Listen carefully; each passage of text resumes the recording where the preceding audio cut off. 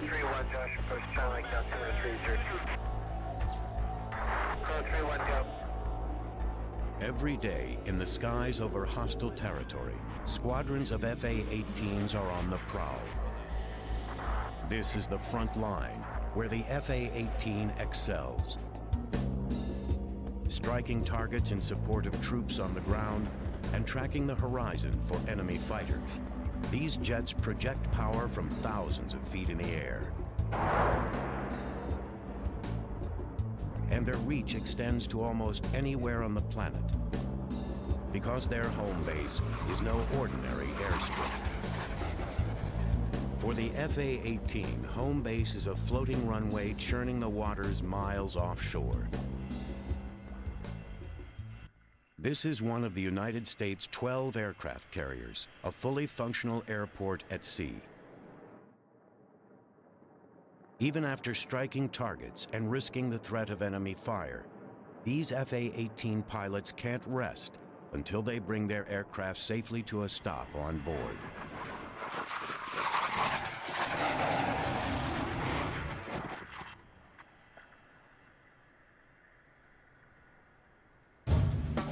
A carrier air wing is made up of more than just fighter jets.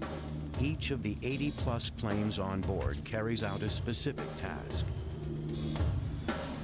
S-3 Vikings for refueling and sub-hunting. E-2C Hawkeyes for reconnaissance. EA-6B Prowlers for jamming enemy electronics. And HH-60 Seahawk helicopters for shuttling people and materials. All these aircraft and the carrier itself are focused on one objective: forward force projection. And the one plane best suited for that role is the fa-18. The fa-18 Hornet is a $38 million high-tech machine. It's the smallest plane on the carrier, just 56 feet long and 15 feet tall, with a 40-foot wingspan. Its streamlined design is characterized by a long, narrow fuselage and side-by-side powerful twin engines. At 21,000 pounds, it weighs half as much as many other fighter jets, with an advanced composite airframe of aluminum, titanium, and steel. To fly one of these jets is to join the ranks of just over 1,000 active Navy and Marine Corps Hornet aviators. The journey to become a carrier-qualified fa-18 pilot begins thousands of miles away from hostile territory in the peaceful farmland of Central California. Naval Air Station Lemoore is the Navy's newest and largest master jet air station. The flat terrain and lack of neighbors makes Lemoore a perfect spot. Here, aviators who have passed their basic flight training learn how to fly the fa-18. It's a mentally and physically challenging program. The newest class of trainees will undergo 300 hours of classwork and at least 300 hours more in simulators and training aircraft before they can even step into the cockpit of an fa-18 jet. Lemoore's Flying Eagles of VFA 122 are among the best in the Navy when it comes to training elite aviators, preparing them for battle. A fleet replacement squadron trains the frontline pilots. That's what we do. The folks that we get into VFA 122 have never flown anything tactical, but when they leave here, they go right to a frontline fleet squadron. To forge elite pilots out of raw aviators, trainers here push their students harder than most other squadrons. We have roughly 100 students of some type in training at any one time here. We're flying probably more than we expected to, certainly more than anybody else expected us to the tune of 18,000 hours last year alone, where another squadron with a similar mission like this one typically would fly 12 to 13, maybe 15,000 flight hours. To put that in perspective, a fleet squadron on a very good year might fly 5,000 hours.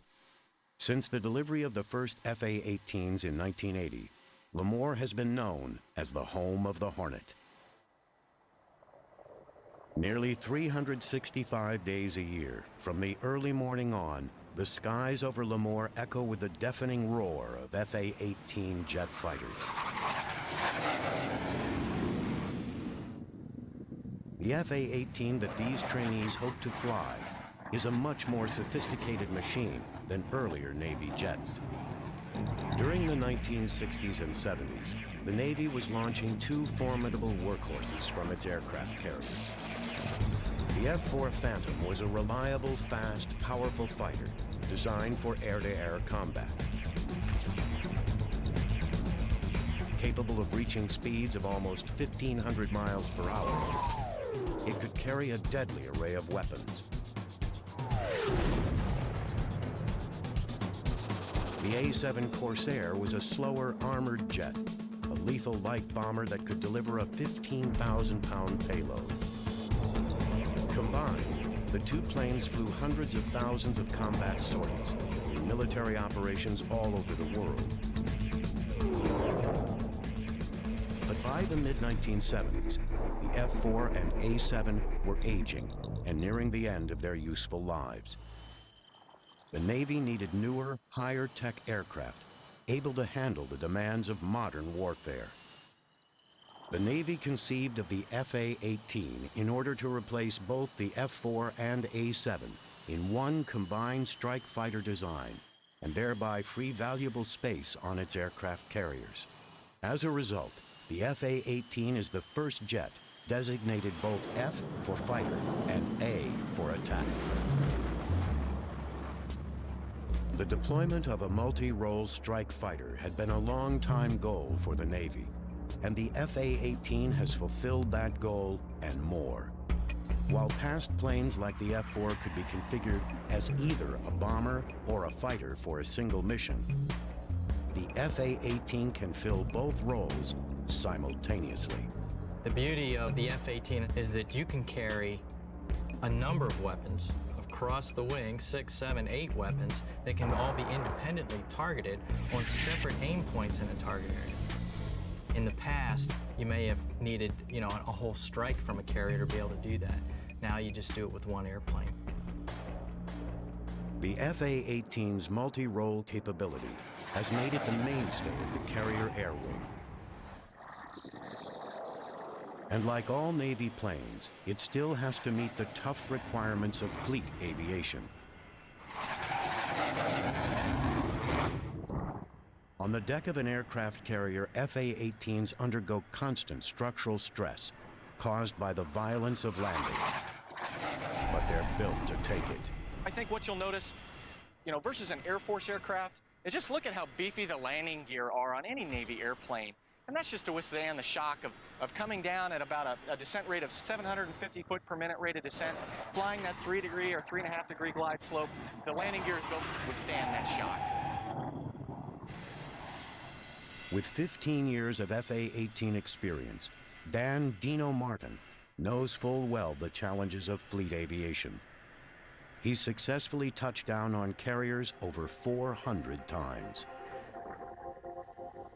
Landing an fa-18 is the equivalent to bringing a loaded semi-trailer from 150 miles per hour to a full stop in less than 3 seconds.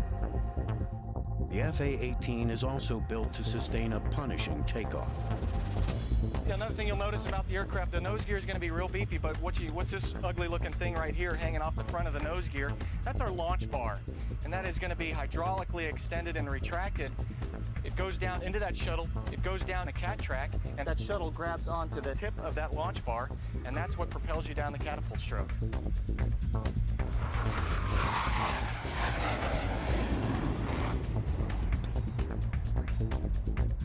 Powerful engines, General Electric's F404s, are each capable of generating 18,000 pounds of thrust, an astounding 1/4 of the thrust of the rocket that sent the Mercury spacecraft into orbit.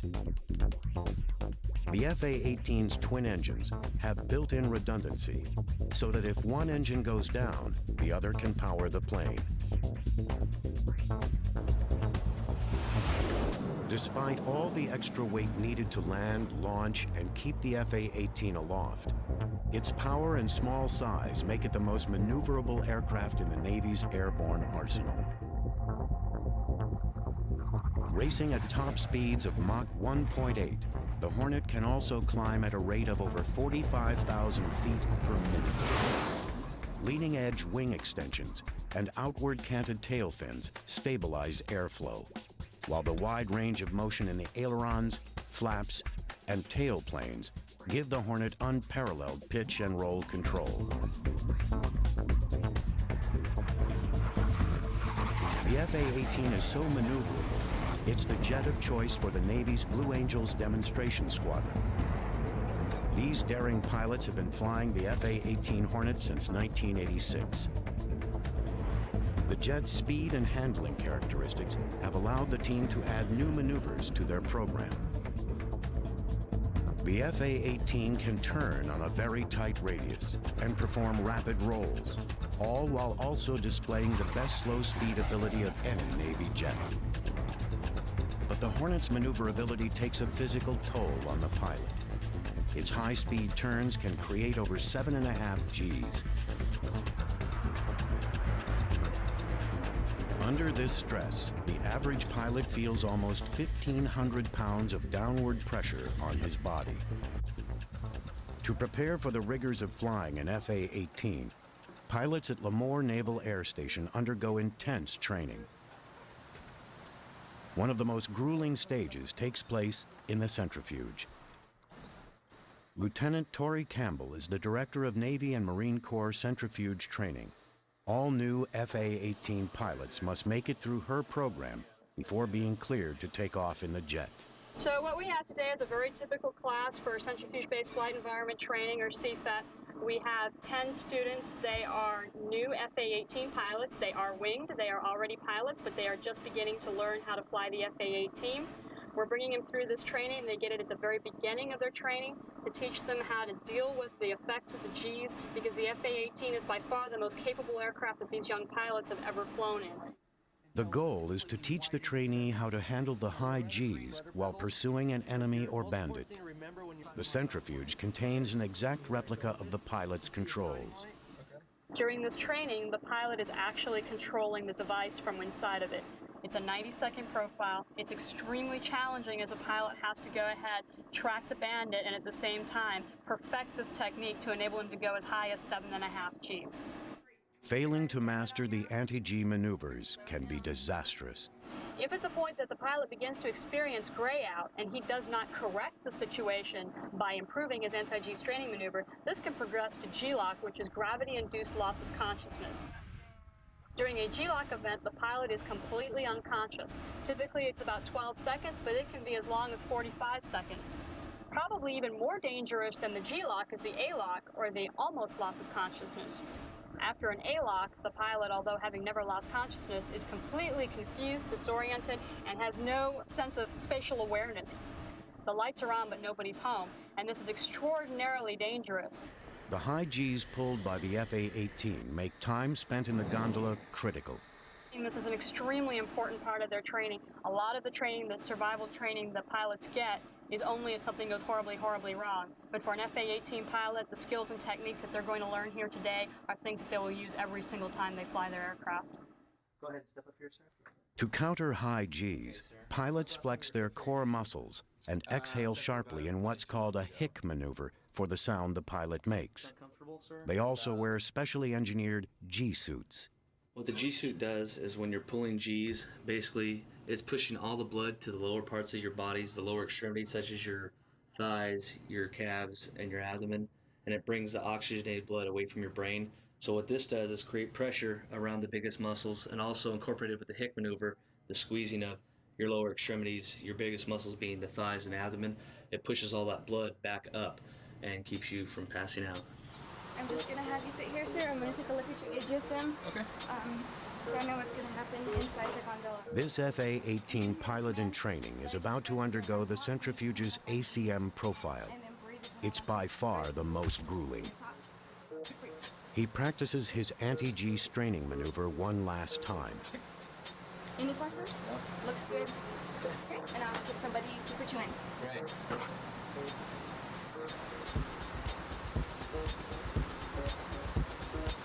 Go ahead and follow me, please.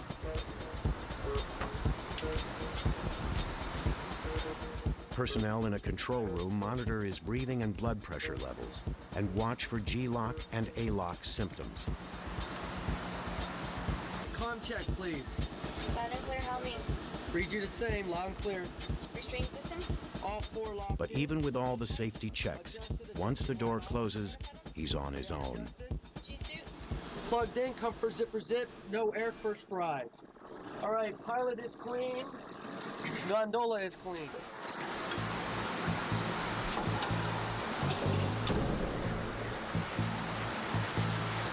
Yes, sir. You ready to go to items? Yes. It's gonna be about 15 seconds till you feel it start moving. Breath? The initial stages of the profile hover between 5 and 6 Gs, with breaks of minimum G tolerance in between. Then the pilot is taken to the FA-18's maximum G-force level. Rest up as much as possible. This next peak is 7.5. I want you to pull the stick back and get on top of the G's as quick as possible. Bites on, get a good prep, 7.5. Keep it in, bury that stick, back, breathe. 2, get him in the middle, sir. Hold it off, sir. Lock it off. Seal it off, sir. Breathe. Coming down this time, follow him down. Today, the pilot maintains consciousness, but even the toughest aviators will feel the effects for as long as 12 hours, and this trainee will have to endure at least 2 more profiles before he's certified. You can really feel like all the pressure going like out of your head and chest down into your legs, and when you start straining, you know, you can see the lights start to come back on a little bit, but to keep working that hard to see is really tough. In an F-18 Hornet, it's really important to be able to understand how this training works, using the G-suit and the centrifuge, and understand how your body reacts to Gs, because you could be fighting somebody one-on-one in a real dynamic environment where you're pulling a lot of Gs and trying to look out over your shoulders and maintain a good look at so you can see the bandit. Or if you're coming off a target and you have to snatch on a bunch of Gs real quick, then you need to know how to prepare your body so you don't black yourself out or go unconscious and put yourself in some real danger. To maintain control during the most difficult maneuvers, the FA-18 contains a computer-assisted fly-by-wire system. Some pilots say it makes operating a plane more like a video game than traditional flying, but its impact on safety and handling is very real. The F-18 is a fly-by-wire aircraft. In other words, as a pilot in the cockpit, you are merely a voting member of the flight control system.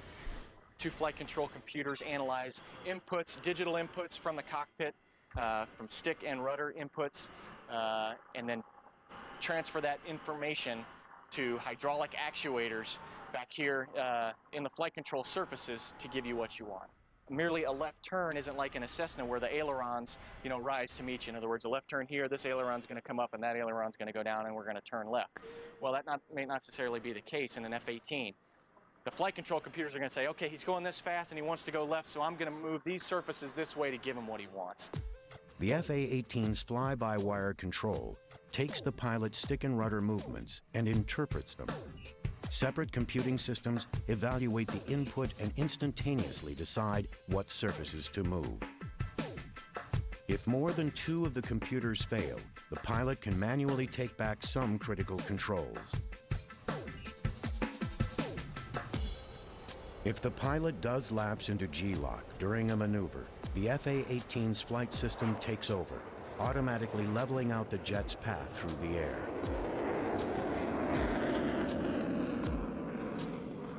This highly advanced flight system is just one of the striking contrasts between the FA-18 and other carrier-based fighters past and present. Perhaps the most legendary is the F-14 Tomcat. In speed, range, and sheer muscle, the F-14 is unmatched in naval aviation history. This fast, powerful jet was known as the king of the carrier deck for over 30 years.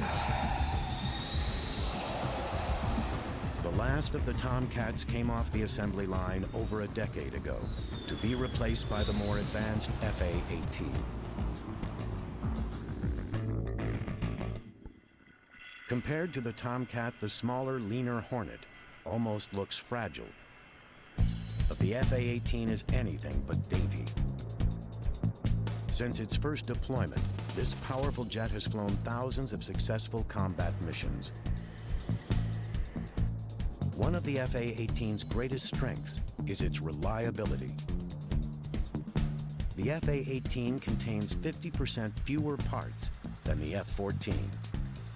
And fewer parts means the plane is easier to maintain. One floor down from the flight deck is the hangar deck.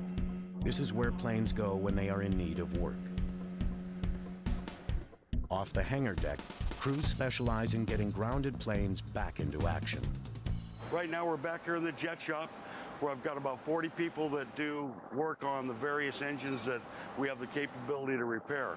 This engine behind me here is an F404. It's the engine that's out of the FA-18 Hornet. We've done some maintenance to this. It's in a modular format where we can remove any of the modules on the engine, replace them, run the engine across the test cell, and then it's ready to be issued back out to the squadrons again. So these jets are making that ready to go. The FA-18 has proven even more dependable than the Navy hoped, especially when compared to the F-14 Tomcat. The Tomcats, as you well know, are aging, and they're aging rather fastly, so they require more maintenance man-hours per flight hour than, say, the Hornet. The Hornet, on the other hand, is still relatively young, comparatively speaking, and there aren't as many maintenance man-hours required.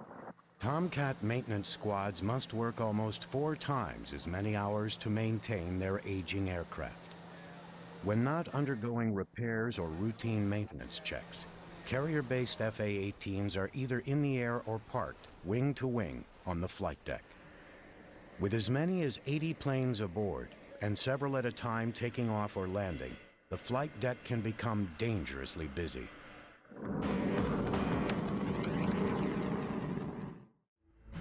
FA-18 pilots rely on experienced flight deck operators to move their planes from one spot to the next. With the amount of activity on the flight deck, pilots and personnel have to be under constant alert. Some people like to say that it's one of the most dangerous streets in the world because of everything that's going on. You really have to have your head on your shoulders and be thinking about everything that's going on around you. There's so much going on and so much danger and bad things that can happen, so it takes a lot of skill.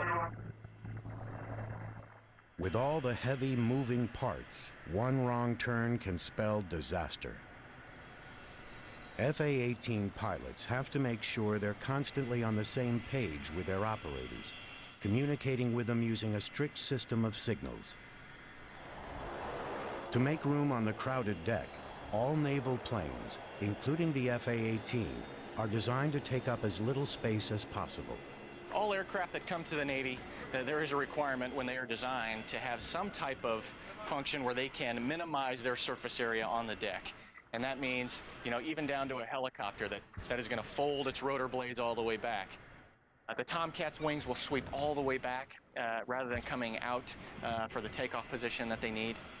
On the S3 wings that fold over the top and now crisscross over the top of the aircraft because that is a very large wing aircraft. But on the F-18, we're going to fold these wings upright, and now there's an extra 4 to 5 feet of space, 10 feet total now with the other wing, where that is space not utilized on the flight deck anymore. In other words, able to be used for the guys moving, taxiing aircraft around. With $38 million worth of machine under their control, the operators gently ease the FA-18s into their spots.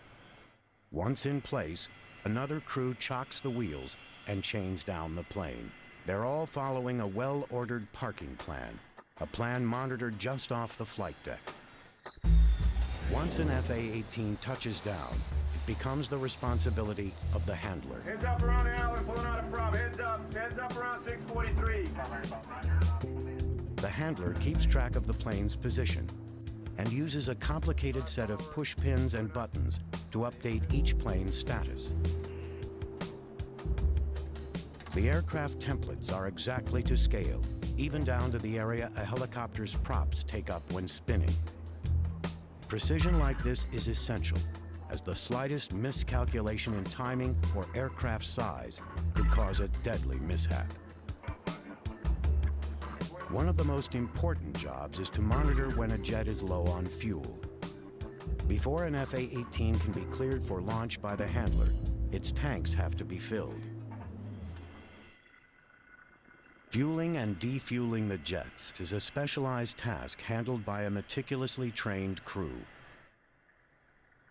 And they're kept busy with the FA-18s, which consume massive amounts of fuel, also known as JP5.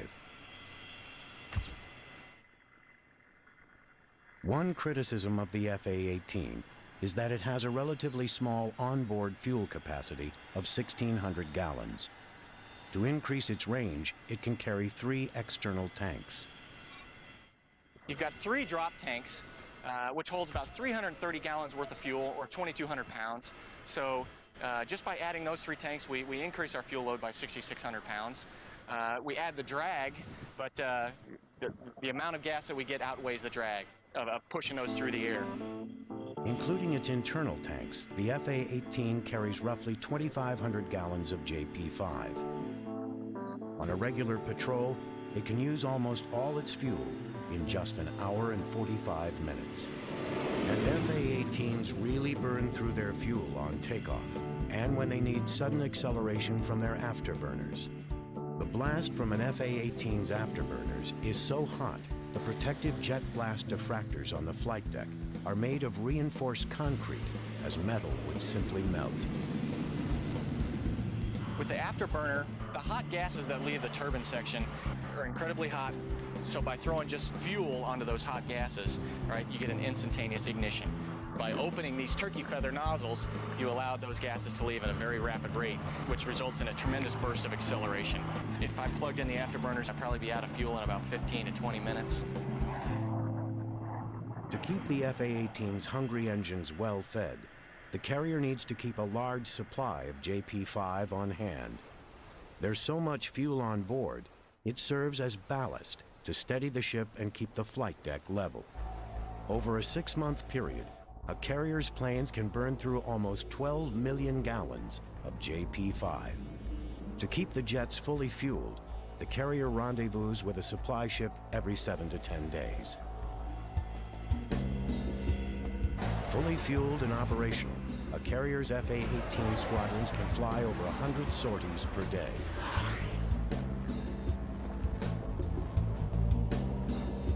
On mission, or as pilots say, in country, the first order of business for FA-18s is to defend against air-to-air targets. This is what's known as dogfighting, and it's an arena in which the FA-18 has proven highly successful. Close combat is a modern duel to the death, and dogfight training is among the most intense phases of learning how to fly the FA-18. What I'm going to try to do is to stay on your tail as best I can today. At NAS Lemoore, trainees have to take on their instructors to earn their FA-18 certification. What we'd like to see happen today is that if we will get ourselves to the appropriate... Lieutenant Commander Mike Bossard is in charge of the fighter weapons phase of FA-18 training. Today, he is training a former Tomcat pilot how to effectively maneuver the FA-18 in every dogfight scenario. And once I get to the appropriate range, I'm going to call either a missile shot or I'm going to call fights on. So if you ever lose sight of me today, just look right at your 6 o'clock position and I'll probably be right there. Or you hope so. What do you say we go out there and have some fun? Sounds good.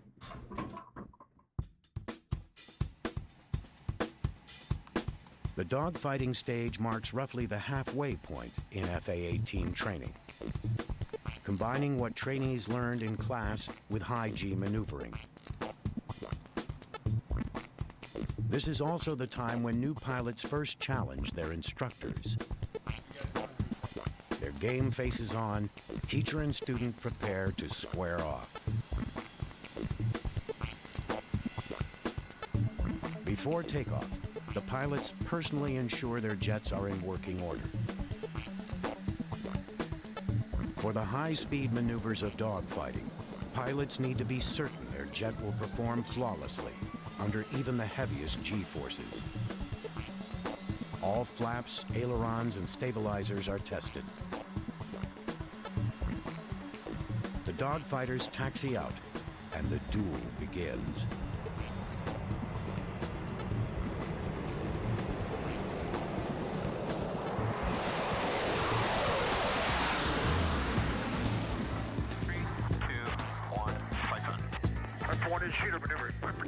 When they're on the offensive, pilots need to stay on the tail of their adversary and lock on target. Down, snap. Defensive maneuvering requires severe G-turns and sudden escape moves. Right. I got sight. Knock it off. In the last exercise, the trainee proves his mettle, turning the tables and getting on his instructor's tail. That was sneaky. See ya. But he must still complete weeks of additional weapons training before he is certified to drop live ordnance.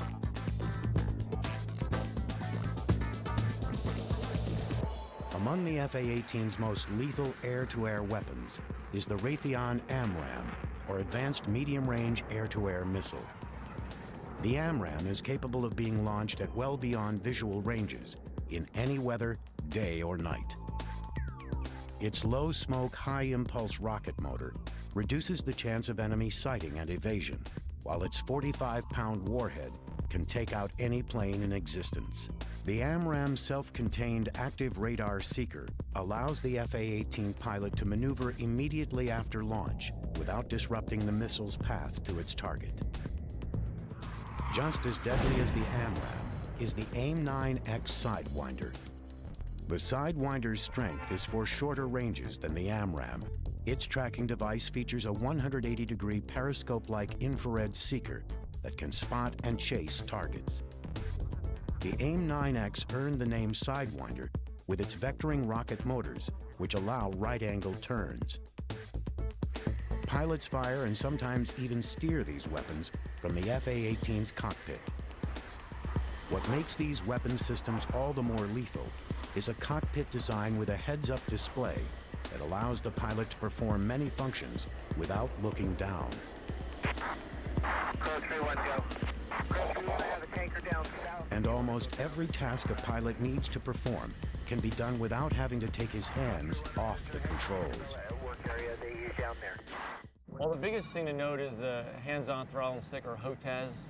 I mean, everything you can do everything with just with your fingers while they're on the stick and throttle. Where the Tomcat was more user-intensive, had to push a lot of buttons, take your hands off the throttle or take your hands off the stick to do certain things. And in the front of the Tomcat, you had very limited capability as far as what kind of radar modes you were in and what kind of stuff you could do. The Hornet, from the front, you basically can do everything. With the Fa-18's advanced cockpit design and fly-by-wire control system, the pilot has more flexibility than in any other Navy jet. What this aircraft becomes when you go airborne, or even prior to going airborne, it becomes more or less an extenuation of your actual body. I mean, you become a part of this jet, you become one with the jet. What these displays allow you to do is find a mechanism or a conduit through which you can best glean all that information off, and you can incorporate that into your decision-making process while you're airborne. You get very comfortable hopping into this thing, starting it up, and launching off the front end of the carrier with it. To get this comfortable with their planes, future Fa-18 pilots spend over 50 hours in a flight simulator at NAS Lemoore. It recreates almost exactly the cockpit and flight characteristics of the Fa-18. This state-of-the-art equipment enables aircrews to virtually fly every scenario. We'll initially start our training here with just basic flight procedures, and as the training progresses, we'll learn different weapon systems, how to fight the airplane air-to-air, and how to use it air-to-ground. And eventually, we'll end up flying at the boat with this. The final test that future Hornet pilots face in the simulator prepares them for one of the most difficult tasks in naval aviation: landing on the deck of an aircraft carrier. The minute you take off until you get on the carrier, that's all you're thinking about is that landing. You can't replicate that. The simulator does the best you can, but there isn't the feeling of fear, the feeling of death, or the excitement or the adrenaline. It doesn't come through your system in the simulator. But what this will do is give you muscle memory. When the adrenaline does start pumping through your body and the excitement, you start thinking about what you did in the simulator. After simulated carrier landings, pilots get even closer to the real thing. This is Lemoire's landing signal area, complete with arresting cables, distance markers, and even the identical landing lights pilots use as a guide to touch down on the carrier successfully. We're here at NAS Lemoire on runway 32 left at the just outside the LSO shack. Behind me you can see the optical landing system, the Fresnel lens, which provides the pilot a optical reference for how high or low he is below glide slope, and that's real important because the plane has to land at the proper spot on the carrier. The LSO, landing signal officer, he stands at the back of the boat, and he's in verbal communication with the pilots via the radio. But he also uses this, the pickle. This controls the lens. Pushing this button illuminates the red wave-off lights. So that would indicate that the landing area is fouled, like there's another aircraft in there or personnel. And also the cut lights here, you can give them by using the cut lights, it's another non-verbal way that the LSO can communicate to the pilot that he wants them to give a little bit of power to come up on glide slope a little bit.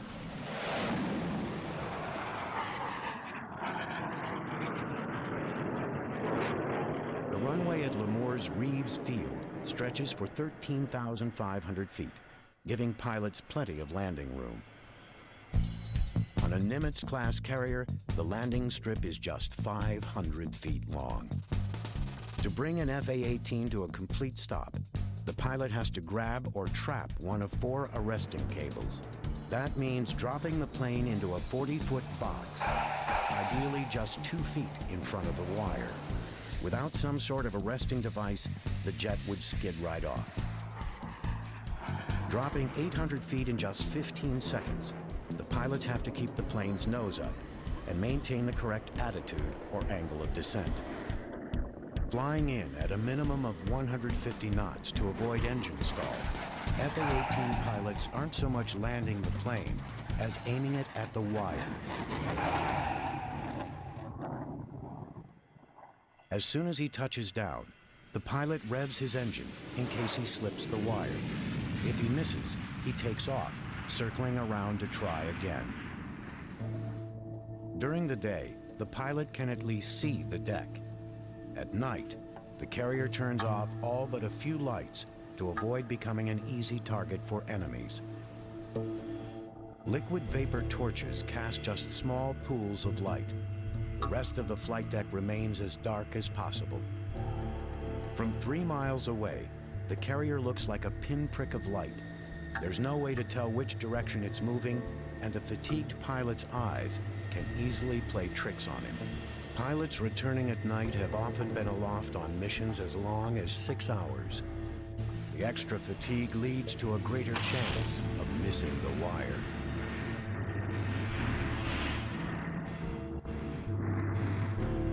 You're fatigued. You've had a lot of excitement, adrenaline high, adrenaline low, probably hungry, tired, all that. At night, you don't really look at the carrier except for maybe the last 10 seconds of the approach or something like that. It's just an instrument approach. You have a set of needles, one for lineup, one for glide slope, and you're just keeping those things centered up. Like magic, there's the boat, and you just fly a touchdown. So it's all instrument work, pretty much. And if you keep that thing centered and you keep the attitude on the jet, then you'll grab a 3-wire every time. Day and night, FA-18s and other planes are watched closely in the Air Traffic Control Center, a miniature version of what exists at any major airport. At the very top of the tower, the air boss directs the landings and takeoffs. From his perch, the air boss oversees pilot landings on the aft of the flight deck, as well as launches on the middle 2 catapults. His assistant, the mini boss, oversees the front, where the 2 most active catapults are. All information about the carrier's FA-18s from launch to landing goes through the air boss. It's his job to deal with information, occasionally jotting notes on the wall and windows to keep it straight. He then relays the critical information to wherever it needs to go. The Air and Mini Boss are both aviators. This way they know every procedure intimately and immediately understand a pilot's status. Even the captain of the carrier is an aviator, highlighting the role of the aircraft carrier as a floating airbase. The FA-18's central role on the carrier is clear from the top of the tower to deep into its belly. This is one of the ship's 40-plus weapons magazines, where crews prepare the FA-18's various weapons loads. What we're doing today is configuring two Mark 83 low-drag bombs, utilizing a parachute-type fin assembly. What they're going to be doing now is they're going to hoist the bombs up on the bomb table. This 1,000-pound ordnance is a dumb bomb, just one weapon in the FA-18's arsenal. The FA-18 can be configured to carry over 24 different bombs and missiles. Once the FA-18's bombs are assembled, they ride a series of elevators to the flight deck.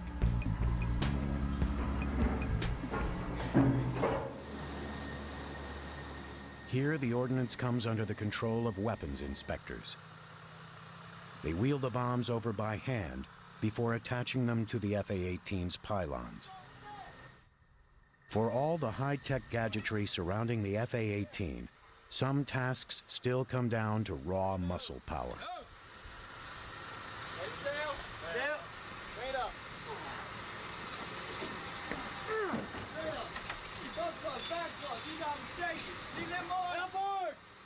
Although the bomb is not yet armed, it does contain almost 1,000 pounds of explosives.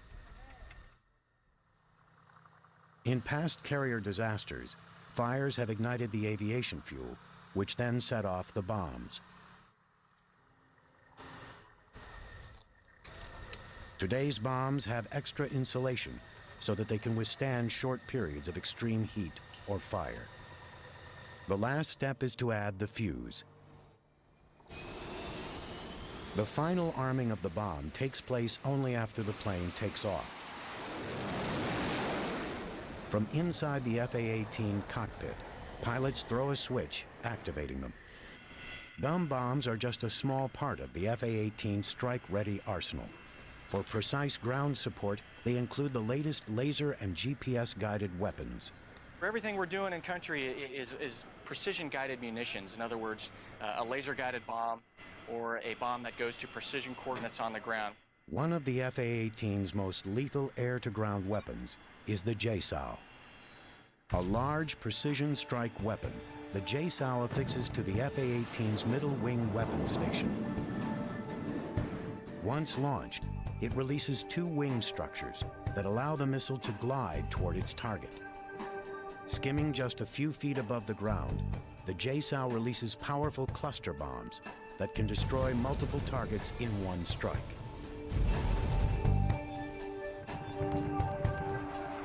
Equally lethal, but with different capabilities, is the HARM, or High-Speed Anti-Radiation Missile. Accurately hitting targets from well beyond visual ranges, HARM destroys enemy radar before the FA-18 can even be detected. The FA-18 can also be equipped with Maverick, SLAM, and Shrike missiles, as well as a host of guided and unguided bombs.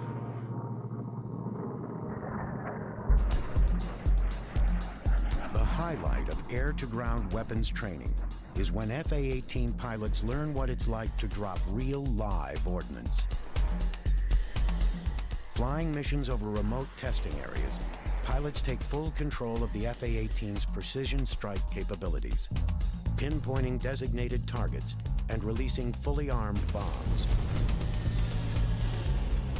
Known as Live Day, this is when new Navy pilots experience for the first time the destructive air-to-ground capabilities of the FA-18.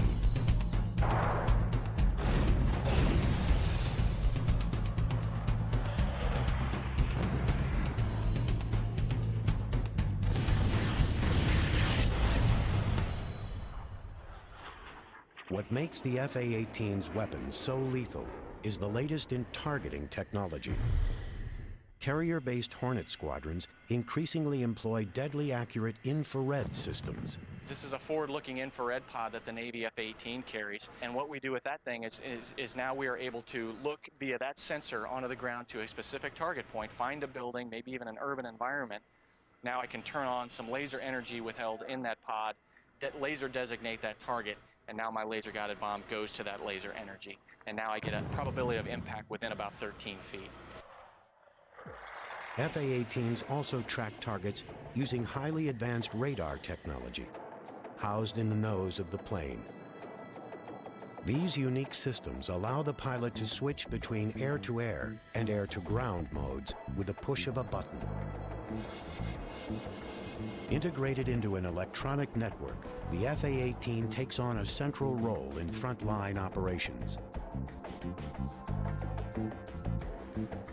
Through satellite data link, the radar, map, and weapons displays of the FA-18 cockpit can be seen by fellow aircrew, as well as commanding officers in the carrier strike group. The frontline FA-18 becomes the eyes and ears of an integrated battlefield.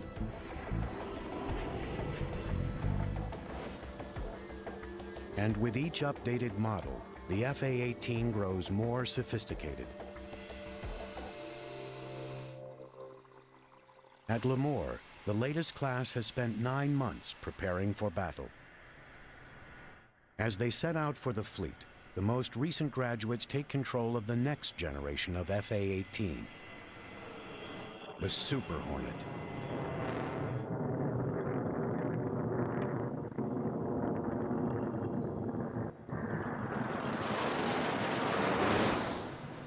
The Super Hornet design is based on the original FA-18, but it is an even more lethal machine. The Super Hornet is almost 3 feet longer and has a 25% larger wing surface than the A through D models. Its structural differences include diamond-shaped intakes and a dog-tooth wing design. The bigger, stronger Super Hornet holds 35% more internal fuel capacity and contains extra space for future technologies.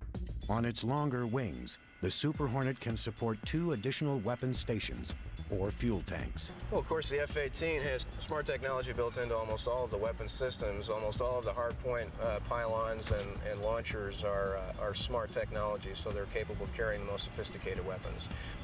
The airplane actually covers a lot of the functions, allowing the pilot to really concentrate on the mission at hand. It's a great aircraft. The lethality is awesome. Bigger, more capable, and with room to grow, the Super Hornet promises to take on an even greater role than the earlier model FA-18s. Really what we get out of the Super Hornet is the capability to draw from more advanced technologies, and then also the stuff that was designed for the Super Hornet backfitted. And again, it's that complementary thing where the A through C and the E and F Super Hornet just complement each other and make our carrier decks a lot more lethal than they had been in the past. The Super Hornet is being modified to fill almost every role on the carrier, from electronic jamming to refueling. The carrier air wing of the future will be made up of a lethal and effective team of FA-18s. The majority of the missions on the aircraft carrier are going to be accomplished by a Hornet. How important is that to the military? It allows us a quickly deployable force to be able to handle virtually any scenario. But its heart will always be that of a fighter.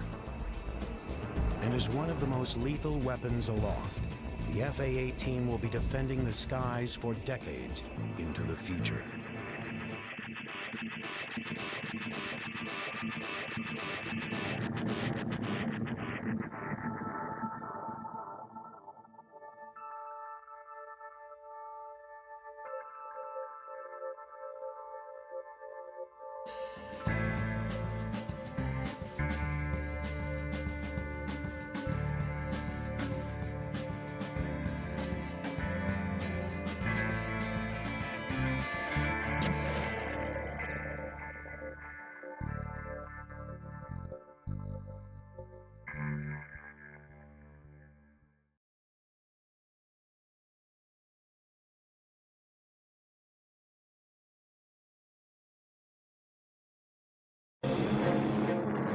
During the long, bitter struggle of the Second World War, one weapon was paramount to the final outcome of victory.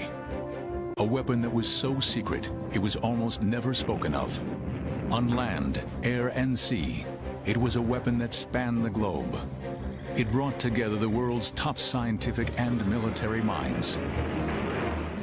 With it, women for the first time worked the front lines of battle, and it helped deliver the most destructive force of World War II. Yet this weapon was invisible